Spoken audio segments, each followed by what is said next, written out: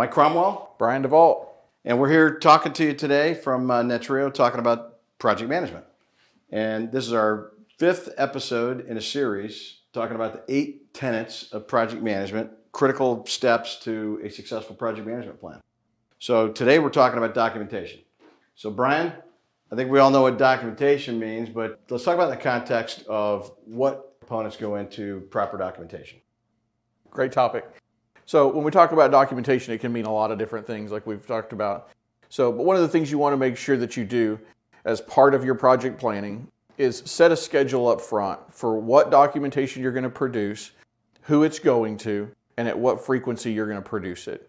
This kind of sets the stage and sets everyone's expectation for what they should receive throughout the course of the project execution. It's the job of the project manager or someone that's helping direct the project, and it should include a lot of the standard project documentation. An example is a project plan, right? An example is a performance report. We talked last episode about performance to budget versus performance to schedule, right? So those can be different things. It should be template based. So any of these documents that you produce should be based on a template so that they're standardized and that you're reporting the same data when you're reporting it at that frequent schedule. So if you get a project status report on day 2, it should look the same as a project status report on day 5 or day 15 or day 50, depending on the length of the project. And then producing the meeting status report. This is invaluable here and understated. Anytime you hold a meeting when you're conducting a project or executing a project, you have notes and deliverables and changes and discussion points that come out of those project meetings. And if you're not memorializing those in a status report of some type, they basically didn't happen. And so that's a way that you can record them and communicate them with the project team so that you keep everybody on the same page and set to the same schedule. So during the meeting, you're capturing the notes, action items, memorializing them in the status reports.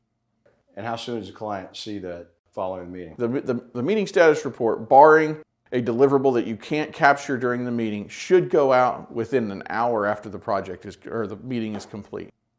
So I like to send them out before the call ends. And it's just capturing everything while it's top of mind and it's fresh on everybody's plate.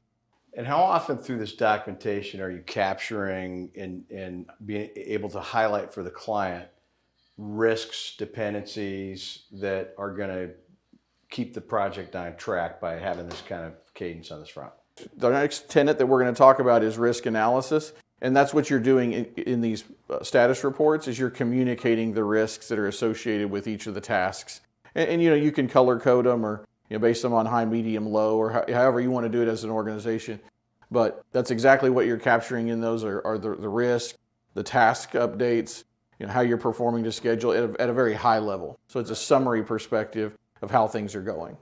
Well, there you have it, folks, the documentation step of the 8 tenets of project management.